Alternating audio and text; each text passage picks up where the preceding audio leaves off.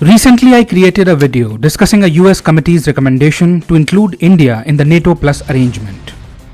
In that video, we explored the concept of NATO Plus. We also saw how the United States is attempting to enhance alliances with countries such as India.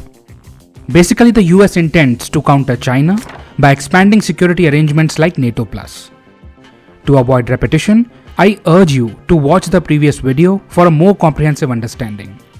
Treat this video as a continuation of the previous video's content. Alright, I ended the previous video on the note that it needs to be seen whether India will be willing to adhere to the obligations and responsibilities associated with NATO Plus membership. Well, India's External Affairs Minister Dr. S. Jaishankar has finally answered that. He unequivocally stated that India has no intention of joining the North Atlantic Treaty Organization or NATO led by Western countries.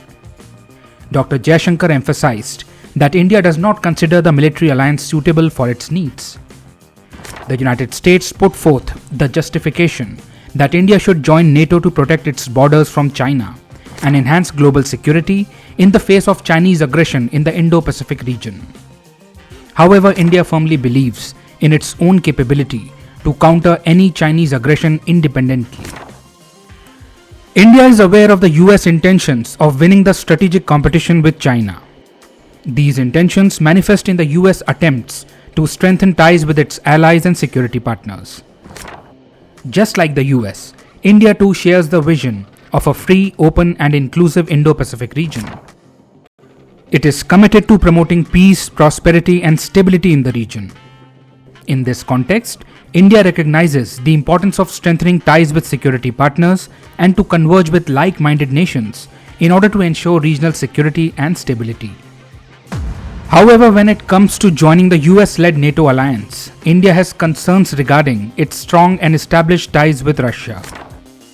We know that India and Russia have a long history of defense cooperation, and they have built a deep strategic partnership over the years. Joining NATO would create complications for India by straining ties with Russia. And this is exactly what the US wants.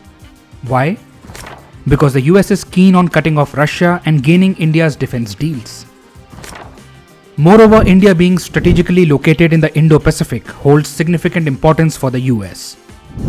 The US wants India on its side.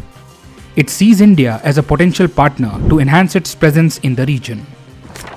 Joining NATO Plus would mean that the US as a NATO leader may eventually establish a military base in India, just like other NATO Plus members host US military bases today.